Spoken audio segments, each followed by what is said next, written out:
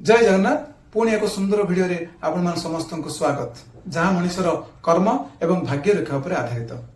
मनुष्य निज जीवन रे जत्ते भल कर्म कले सुद्धा तार भाग्य स्थिति पाइबार लेखाई न थाए ताले से केबे भी किछि पाइ पार न थाए। देवी पार्वती जीवन रे किपरि यह संघटित होइतिला ताहा मु एक कहानी माध्यम रे आपण पाखरे उपस्थापना करछि। थरे देवी पार्वती महादेव को कहले आपण तो श्मशानवासी मो पाई गोटे सुंदर उआसटी निर्माण करते होई न था। यही प्रश्न उत्तर देवाक जाई महादेव कहले निश्चय देवी तुम पाई एक सुंदर उआसटी निर्माण करी। तत्पर यही कार्य निर्माण करने पाई स्वर्गर डकरा हला विश्वकर्मा को। विश्वकर्मा को दायित्व दिया देवी गोटे उआसटी निर्माण करने।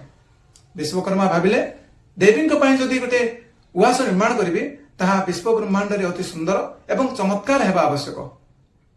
ता परदिन ही कार्य आरंभ कर सारी एवं किछि दिन पर एक सुंदर एवं चमत्कार उआस निर्माण हो गला सत, किंतु तार परिसमाप्ति पाई निश्चय ता प्रतिष्ठा करबा आवश्यक। एही प्रतिष्ठा कार्य संपादन करबा पाई विश्व ब्रह्मांड रे जते ज्ञानी गुणी ब्राह्मण थिले समस्त को डकरा हला।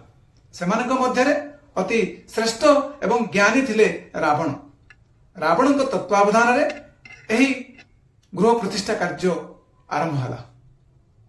एही कार्य चालुथुबा समय रे ही रावणकर दृष्टि पड़िला एही सुंदर उआस उपरे। से निजर मन रे स्थिर कर सारले जे दक्षिणा स्वरूप एही उआस को से देवी को मागिबे बोली। गृह कार्य परिसमाप्ति घटिला परे देवी निजर स्वहस्त रे दक्षिणा स्वरूप किछि उपहार दे आसिले।